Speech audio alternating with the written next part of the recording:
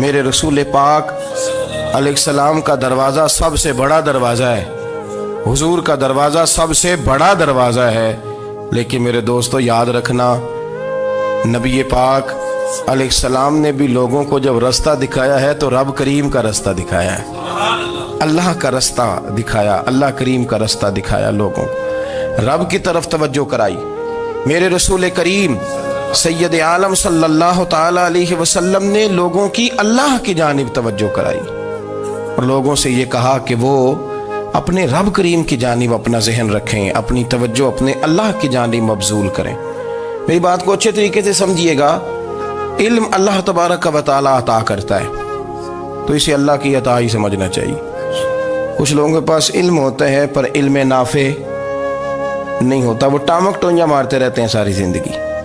علم کو اللہ کی عطا سمجھیں، اپنی عقل پر اپنے شعور پر زیادہ بھروسہ نہ سمجھیں، نظر اللہ پہ رکھیں۔ حضرت مولا علی شیر خدا کرم اللہ تعالی وجہہ الکریم سے کسی نے پوچھا تھا بڑا عالم کون ہوتا ہے؟ ہمارے ہاں تو اب وہ والے عالم پائے جاتے ہیں نا، اللہ ماشاءاللہ، جو ممبر پہ بیٹھتے ہیں تو دعوے ہی دعوے ہیں، ممبر پہ بیٹھتے ہیں تو دعوے ہی دعوے ہیں، اس طرح کے عالم ہمارے ہاں پائے جاتے ہیں۔ وہ ہر بات میں دعویٰ کرتے ہیں، میں یہ کر دوں گا، میں وہ کر دوں گا۔ یہ مزاج علماء کا نہیں۔ حضرت علی المرتضیٰ سے کسی نے پوچھا بڑا عالم کون ہوتا ہے؟ فرمایا بڑا عالم وہ ہوتا ہے کہ جسے مسئلے کا پتہ نہ ہو تو وہ کہہ دے مجھے نہیں پتا، میں پتہ کر کے بتاؤں گا، غلط بات بیان نہ کرے۔ امام مالک سے کسی نے کوئی مسئلہ پوچھا تو آپ فرمانے لگے مجھے اس سوال کا جواب نہیں آتا، ہمارے بزرگ سمجھاتے کیا ہے؟ وہ کہنے لگا آپ اتنے بڑے امام ہیں تو اس سوال کا جواب نہیں آتا۔ فرمانے لگے اگر مجھے ہر سوال کا جواب آتا پھر تو میں خدا ہوتا، مجھے ہر سوال کا جواب نہیں آتا، مجھے تو اتنا آتا ہے جتنا میرے رب نے مجھے عطا کر دیا ہے۔ اپنی نظر اللہ پہ رکھیں، نکل آئیں اس معمے سے باہر کہ میں کوئی بلا ہوں، مجھے بڑا پتہ ہے، میرے پاس 6 ڈگریاں ہیں، مجھے 10 جگہ پہ تدریس کا شغف حاصل ہے، اس سے نکلیں باہر۔ قرآن مجید دیکھیے گا، اللہ تعالیٰ نے ارادہ قدرت فرمایا کہ میں حضرت آدم کو بناؤں گا، پھر بنانے کے بعد فرمایا فرشتوں سجدہ کرو آدم کو، سب نے سجدہ کیا الا ابلیس ابا واستکبر وکان من الکافرین، سب نے سجدہ کیا سوائے ابلیس کے، اس نے انکار بھی کیا، تکبر بھی کیا اور کافروں میں سے ہو گیا۔ تو یہ جب اللہ تعالیٰ نے سجدہ کرایا تو کیسے کرایا؟ اللہ تبارک و تعالیٰ نے نا حضرت آدم کو علم سکھایا خود، وعلم آدم الاسماء کلہا، خود اللہ فرماتے ہیں کہ میں نے جناب آدم علیہ السلام کو تمام اشیاء کے نام سکھائے، سب اشیاء کے نام سکھائے۔ تو وہ چیزیں پھر میں نے نا، اللہ فرماتے ہیں میں نے فرشتوں پہ پیش کی، میں نے کہا کہ بتاؤ ان کے نام کیا ہے، تو فرشتوں نے جو جواب دیا وہ سمجھنے والا ہے۔ اللہ نے چونکہ خود علم سکھایا تھا حضرت آدم کو، جناب آدم سکھایا تھا لیکن فرشتوں کو نہیں سکھایا تھا، تو اللہ کریم نے فرمایا فرشتوں اب یہ بتاؤ ان چیزوں کے نام کیا ہیں؟ تو فرشتے کیا کہتے ہیں؟ فرشتے عرض کرتے ہیں قالوا سبحانک لا علم لنا۔ آپ کبھی یقین کریں اس چیز کی لذت لیں تو مزہ آ جائے۔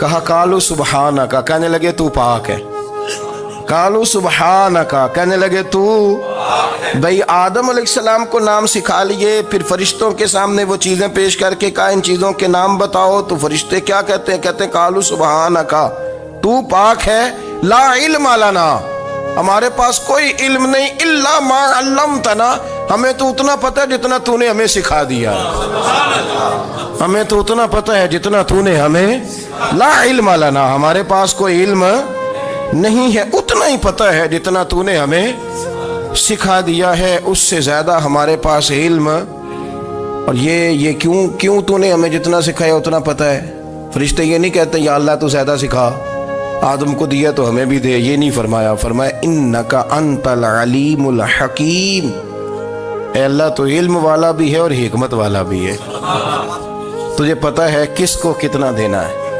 جتنا تو نے مناسب سمجھا جناب آدم کو دیا اور جتنا تو نے بہتر سمجھا وہ تو نے ہمیں عطا فرمایا۔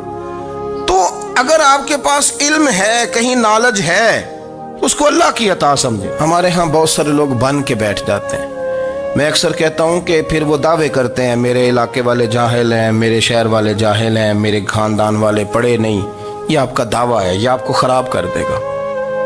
ہم نے بہت سارے ایسے لوگ دیکھے جو بہت بڑے عالم تھے، لیکن اللہ جب لینے پہ آیا تو عقل ہی لے گیا، شعور ہی چلا گیا، حافظے ختم ہو گئے۔ آپ دیکھتے ہیں بڑھاپے میں کچھ لوگ ایسے ہوتے ہیں کہ جن کو یہ بھی یاد نہیں رہتا کہ میرا نام کیا ہے، میں کہاں ہوں، مجھے کدھر جانا ہے۔ تو اس وقت سے اللہ کی پناہ مانگیں اور اپنی نظر اپنے رب کریم کی جانب رکھیں، اللہ کی جانب اپنی نظر کو مبذول رکھیں۔ دوسری بات، علم کے بعد ایک چیز آتی ہے جس کا نام ہے ہدایت، جس کا نام ہے تقوی، جس کا نام ہے پرہیزگاری، جس کا نام ہے عمل، عبادت، ریاضت۔ یہ بھی اسی وقت ہی نصیب ہوتی ہے جب میرا رب کریم نصیب فرما دیتا ہے۔ ہم نے نا نیکی کا اپنا اپنا سٹیٹس بنا لیا ہے، اپنا اپنا معیار بنا لیا ہے۔ کچھ لوگ کہتے ہیں کہ جناب مسجد میں سیمٹ کا توڑا دینے سے بہتر ہے کسی غریب کو آٹے کا تھیلا دے دو۔ اب اس نے اپنا مزاج بنا لیا نا نیکی کا، اس نے اپنا سٹیٹس بنا لیا۔ میرا یہ سوال ہے کہ نبی پاک صلی اللہ تعالیٰ علیہ وسلم جب مدینہ شریف آئے تھے تو حضور نے سب سے پہلے غریبوں میں آٹا تقسیم کیا تھا کہ سب سے پہلے مسجد بنائی تھی؟ کیا عجیب لوگوں کا رنگ ہے، اپنی مرضی کی ہدایت، اپنی مرضی کا تقوی، اپنی مرضی کا معیار۔ مسجد کوئی بڑا چھوٹا خطیب بھی میری طرح کا ہو نا تو وہ مسجد میں بیٹھ کے جب نبی پاک کی بات کرتا ہے تو کہتا ہے میرے رسول پاک غریبوں کا سہارا بن کے آئے۔ وہ غریبوں کی بات کرتا ہے، مسکینوں کی، لاچاروں کی، کمزوروں کی بات۔ تو مسجد ہی تو وہ ادارہ ہے جہاں سے غریبوں کی بات ہو رہی۔ تو اب لوگوں نے غریب کو اور مسجد کو لڑانا شروع کر دیا، اس کو لڑاؤ کہ مسجد میں پیسے دینے سے بہتر ہے آپ غریب کو آٹے کا تھیلا دے دیں۔ آپ یہ کیوں نہیں کہتے کہ مسجد میں بھی آپ توڑا دیں ایک سیمٹ کا اور ساتھ غریب کو بھی خدمت کریں؟ یہ کیوں نہیں تقوی؟ اپنی اپنی مرضی کا مزاج، اپنی اپنی۔ کچھ لوگ کہتے ہیں چھوڑو جی، ساری زندگی انسان نماز پڑھتا رہے اور پھر گالیاں بھی دیتا رہے، بندہ داڑھی بھی رکھ لے اور جھوٹ بولنا بھی نہ چھوڑے۔ تو یہ آپ نے اپنے پاس سے تقوی کا معیار بنایا۔ گالی دینے کا گناہ ہے اور داڑھی رکھنے کا ثواب ہے۔ تو اگر آپ داڑھی رکھے ہوئے ہیں اور آپ کوئی غلطی کر رہے ہیں تو اس سے آپ کی داڑھی کا ثواب ختم، اللہ کرے آپ کو سمجھ آئے میری بات۔ آپ کوئی غلطی کر رہے ہیں، داڑھی کا ثواب اس سے ختم، وہ اپنی جگہ پہ قائم ہے چیز۔ اپنی مرضی کا کیوں تقوی کا معیار بناتے ہیں؟ تقوی کا مزاج اپنی مرضی کا نہ بناؤ۔ اللہ کی بارگاہ سے دعا مانگو کہ یا اللہ ہمیں ہدایت کا نور عطا فرما، اللہ تو ہمیں رستہ دکھا، تو بتا کہ ہدایت کیا ہے۔ تو رب فرماتا ہے اللہ ولی الذین آمنوا، اللہ مومنوں کا مددگار ہے، یخرجہم من الظلمات الی النور، وہ انہیں اندھیروں سے نکالتا ہے اور نور کی طرف روشنی عطا فرماتا ہے۔ اندھیروں سے نور کی طرف اللہ لاتا ہے۔ اللہ ولی، اللہ مومنوں کا ولی ہے، وہ انہیں اندھیروں سے نور کی طرف نکالتا ہے۔ ہدایت ہمیشہ اللہ کی طرف سے سمجھے۔ جب وہ نماز کی توفیق دیتا ہے تو اپنے فضل سے دیتا ہے، جب وہ ذکر کی توفیق دیتا ہے تو اپنے فضل سے۔ ہم سمجھتے ہو جی فلانا نہیں پڑھ رہا بڑا بیوقوف ہے، فلانا نہیں پڑھ رہا، تو تم کیا اپنی عقل کے زور پہ پڑھ رہا ہے؟ میں جی اللہ کے فضل سے 2 سپارے پڑھتا ہوں، تو کس پہ احسان کرتے تو 2 سپارے پڑھ کے رویا کر کہ اگر مالک تو بڑا قریب نہیں۔ بڑے لوگ ہیں جن کو پورا قرآن حفظ ہے پر انہیں پڑھنے کی توفیق نہیں، تو انہیں فضل کیا اور مجھے توفیق دے دی ہے پڑھنے۔ رویا کر، پڑھ کے رویا کر، راتی ساری کر کر زاری، وہ نیند اکھاں تھی توندے تے فجرے اوہی گناہگار کہاون سب تو نیوے ہوندے۔ مہربانی کریں، ڈریں، نیکی کریں تو پھر ڈریں، پھر احساس پیدا کریں، پھر اپنے اندر وہ کمزوری لائیں کہ توبہ توبہ مجھے تو پتہ ہی نہیں، تو جانتا ہی نہیں۔ حضرت سیدنا امام اعظم ابو حنیفہ رحمۃ اللہ تعالی علیہ کے ساتھ ایک شخص کہتا میں نے نماز پڑھی تو عشاء کی نماز تھی۔ یہ جو لوگ بڑے ہوتے ہیں نا، ان کے پیار کرنے والے بڑے ہوتے ہیں، ان کے گرد خوف بھی بڑا ہی ہوتا ہے، انہیں بڑا ڈر لگتا ہے، بڑی بعض اوقات آزمائش ہوتی ہے ان کی۔ عشاء کی نماز کہتے پڑھی تو امام صاحب نے نا عشاء کی نماز میں تلاوت کی آیتیں فَمَن يَعْمَلْ مِثْقَالَ ذَرَّةٍ خَيْرًا يَرَهُ وَمَن يَعْمَلْ مِثْقَالَ ذَرَّةٍ شَرًّا يَرَهُ، فرمایا جو ذرہ برابر خیر کرے گا وہ بھی قیامت میں دیکھے گا، اور جو ذرہ برابر شر کرے گا وہ بھی قیامت میں اس شر کو دیکھے گا اس کے سامنے آئے گا. تو وہ شخص کہتا ہے کہ سارے لوگ نماز پڑھ کے چلے گئے تو امام صاحب رحمۃ اللہ علیہ نے اپنی داڑھی پکڑی رو رہے ہیں. کہتے ہیں وہ ذرہ برابر نیکی کا بدلہ دینے والے، وہ ذرہ برابر شر پہ سزا دینے والے میری سفید داڑھی کو دیکھ. مالک میرے ذرے ذرے سامنے نہ لانا، لوگ تو میری بڑی قدر کرتے ہیں دنیا، میں تو بڑا پہچانا جاتا ہوں، لوگ تو میری راہوں میں پھول لیے کھڑے ہوتے ہیں، مجھے بڑا نوازتے ہیں. قیامت میں رسوا نہ کر دینا، میرے لیے مشکل ہو جائے گی. وہ کہتے ہیں میں نے امام صاحب کا درد دیکھا، مجھے کوئی کام تھا تو میں چلا گیا. میں نے کہا کہ وہ اس وقت اللہ کے حضور حاضر ہیں تو میں دوبارہ آؤں گا. کہتے ہیں میں تہجد کا وقت آیا تو امام صاحب وہیں بیٹھے تھے اور ان کی داڑھی آنسوؤں سے بھری ہوئی تھی اور زور سے داڑھی پکڑی ہوئی. کہنے لگے مالک رسوا نہ کر دینا، قیامت میں رسوا نہ کر دینا. یار جو ہدایت یافتہ لوگ تھے وہ تو ڈرے ہوئے تھے، وہ تو سہمے ہوئے تھے، وہ تو کہتے تھے یہ اس کا فضل نہیں، اس نے بلا لیا، یہ اس کا کرم نہیں.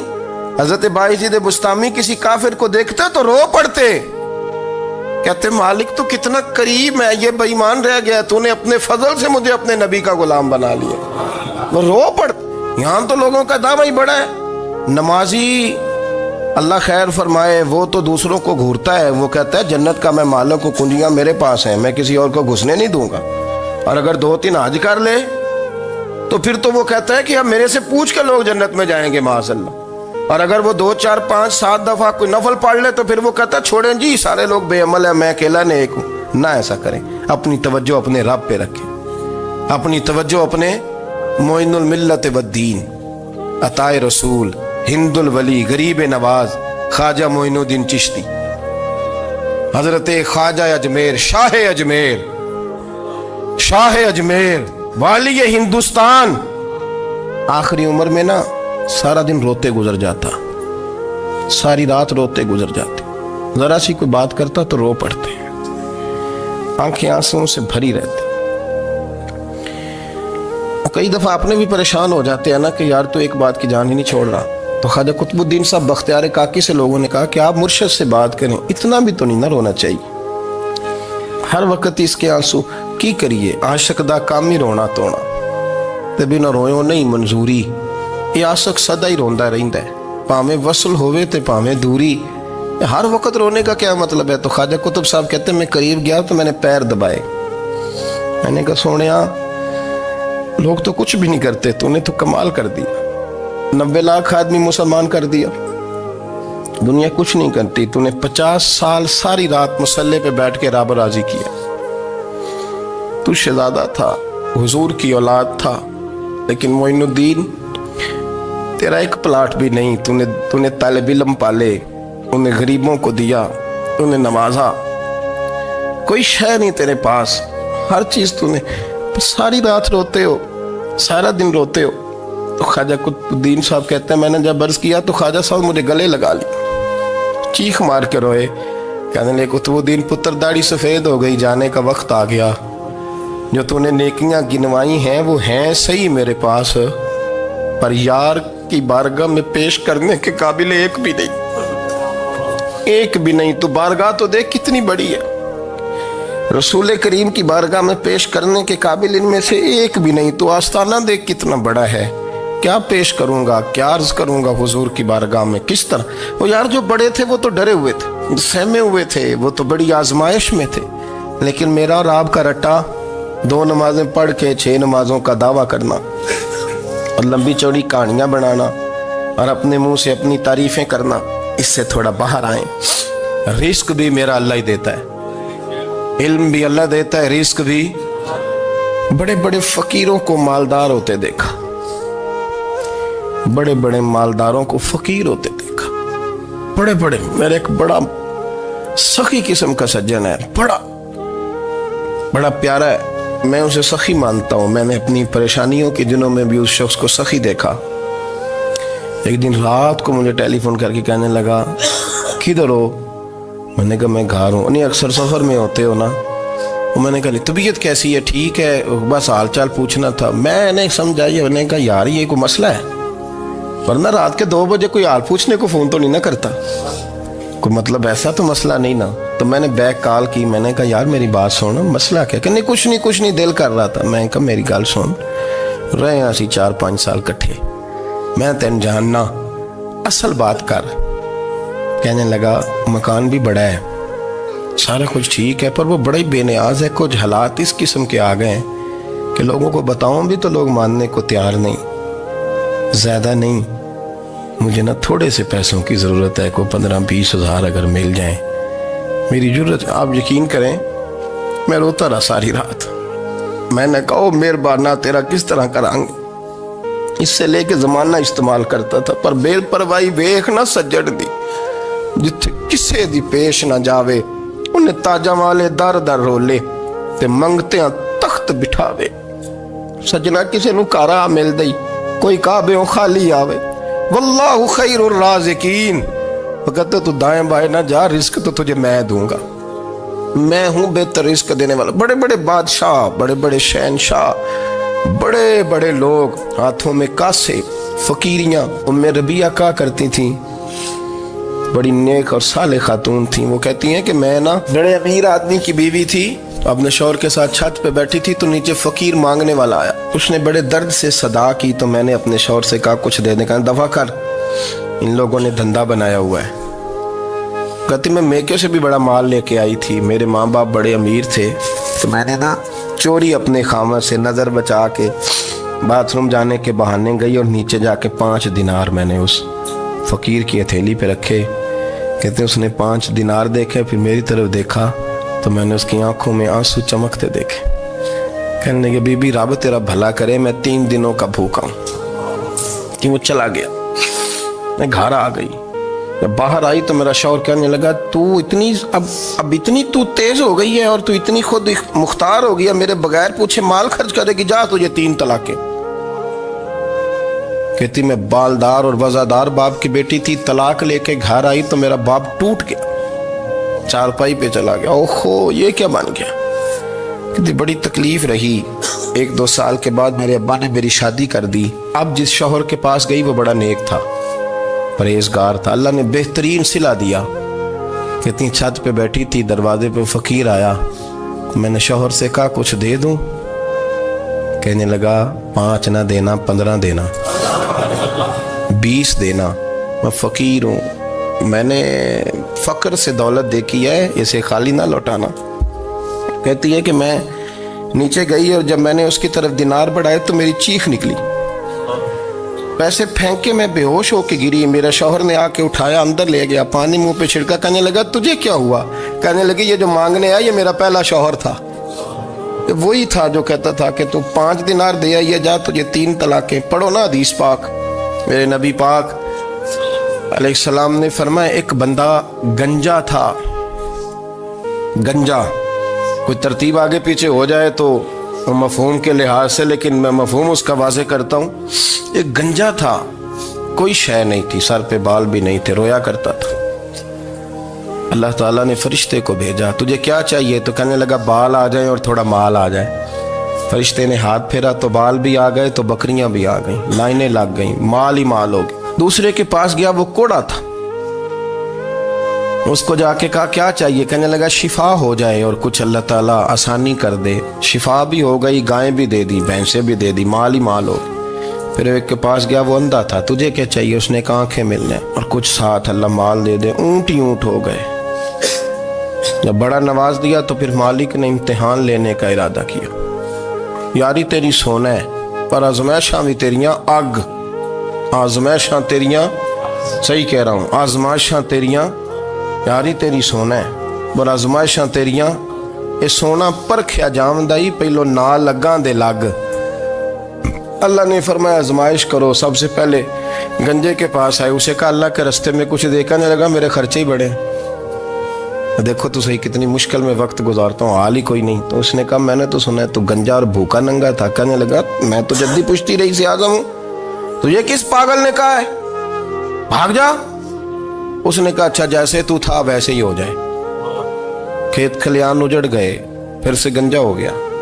हुजूर अलैहिस्सलाम फरमाने लगे, फिर वो उसके पास गया जो कोड़ा था, उसे कहा कुछ दे। कहने लगा खर्चे ही बड़े, اب پوچھ لیں کسی امیر آدمی سے، کہے گا چکی کے نیچے ہاتھ ہے میرا، میرے سے زیادہ تو پریشان بندہ ہی کوئی نہیں۔ کیا بتاؤں آپ کو، اتنا ٹیکس ہے، اتنا جرمانہ ہے، فلانی شے، بڑا کچھ گنواتے ہیں لوگ۔ اس نے کہا میں نے تو سنا تو پہلے کوڑا تھا۔ اس نے کہا جا دوڑ جا، میں تو رئیس اعظم ہوں، دادا بھی پردادا بھی اور ساری نسل ہی۔ اس نے کہا اچھا جیسے تو تھا ویسے ہی ہو جائے۔ پھر وہ گیا اندھے کے پاس اور جا کے کہا اللہ کے نام پہ کچھ دے۔ تو کہنے لگا رب کے نام پہ؟ یہ کھڑے ہیں اونٹ جتنے تیرے دل کرے لے دا۔ اس نے کہا کیا معنی اس بات کا؟ کہنے لگا یار تجھے کیا بتاؤں، میں تو اندھا تھا، میں نے تو کبھی دنیا دیکھی نہیں تھی، پھر اس کریم نے فضل کیا تو مجھے بڑا کچھ دکھایا۔ میں کیا بتاؤں، میرا دل کر رہا ہے کہہ دوں کہ پھر اس نے کعبہ دکھایا، پھر اس نے روضہ رسول دکھایا، پھر اس نے ریاض الجنہ کے سجدے دکھائے، پھر اس نے اپنے محبوب کے دروازے کی رونقیں دکھائیں۔ اس نے بڑا کچھ دیا، اس نے بڑا نوازا۔ میرے پاس تو شاید میں بدکار پرانا خادم، کسے در ملی نہ ٹوئی، ایت واصف یار نے نظر جو کی تھی، پھر واصف ہی ہوئی۔ یہ تو اس کا کرم ہوا۔ تو یہ وہ کہنے لگا تو اللہ کے نام پہ جان مانگ، میں وہ بھی دینے کو تیار۔ میرے پاس تو شے کوئی نہیں تھی، مجھے تو اپنا پتہ ہے، میں تو کوئی شے نہیں تھا، کچھ نہیں تھا میرے پاس۔ یہ تو ان کا کرم ہے کہ رخ ان کا ادھر ہے، اور مختصر سی میری کہانی ہے، یہ جو بھی ہے ان کی مہربانی ہے۔ تو وہ کہنے لگا میں بھی کچھ لینے نہیں آیا تھا، تیری آزمائش ہی کرنے آیا تھا، تیری عزتیں بھی سلامت رہیں گی، تیرا مال بھی سلامت رہے گا، تیری شفا بھی۔ اپنی زندگی میں کبھی بھی اللہ کی بارگاہ سے توجہ ادھر ادھر نہ کریں، چھوڑیں لوگ کیا کر رہے ہیں، دنیا کیا کہہ رہی، کبھی بھی اپنی توجہ دائیں۔ ہمارا یہ مسئلہ بن گیا کہ ہماری سیاست ہے، ہماری دنیا داری ہے، ہم بندوں کو راضی کرنا چاہتے ہیں، ہم دیکھتے ہیں کون کس طرح، اور آپ یقین کریں آپ تھک جائیں گے، بندے راضی نہیں ہوں گے، وہ نہیں راضی ہوتے۔ آپ ان کو منا کے لائیں گے تو ادھر والے نکل جائیں گے، ادھر کو منائیں گے تو ادھر والے نکل جائیں گے۔ اس چکر سے باہر آئیں، اس رب کو راضی کریں جو فرماتا ہے ان الذین آمنوا وعملوا الصالحات سیجعل لهم الرحمن ودا۔ فرمایا تو ایمان لانے کے بعد نیک عمل کر، میں لوگوں کے دلوں میں تیری محبت پیدا کر دوں گا۔ رحمان لوگوں کے دلوں میں محبت ڈال دے گا، اللہ لوگوں کے دلوں میں۔ اپنی نظر ہمیشہ اپنے رب پہ رکھیں، اتنی لمبی چوڑی دنیا داروں سے امیدیں نہ وابستہ کریں۔ میں نے دیکھا ہے لوگ کاسا لیسی کرتے ہیں، کبھی اس کے دروازے پہ کبھی اس کے دروازے پہ۔ ان چکروں سے باہر آئیں اور اپنے رب کی بارگاہ کی طرف توجہ کریں، استغفار شوق سے پڑھا کریں، اور اکیلے میں نہ، اکیلے میں حضرت رئیس المتکلمین مولانا نقی علی خان صاحب رحمۃ اللہ نے لکھا ہے کہ فرعون 500 سال حکومت کر گیا، یہاں تو 5 سال کی حکومت کی پیر لڑکھڑاتے ہیں، 500 سال۔ فرماتے اصل وجہ یہ تھی کہ دنیا جب سو جاتی تھی نا تو اوپر چادر لے کے تو مسلح پہ بیٹھ جاتا تھا اور ہاتھ باندھ کے کہتا تھا رب تو ہی ہے، میرا پردہ نہ کھولنا، مالک تو ہی ہے، کرم نوازی کرنا، میری پکڑ نہ کرنا۔ وہ بے ایمان ہو کے اگر 500 سال ہاتھ باندھے تو گزارا کر لیتا ہے، تو ایماندار ہے۔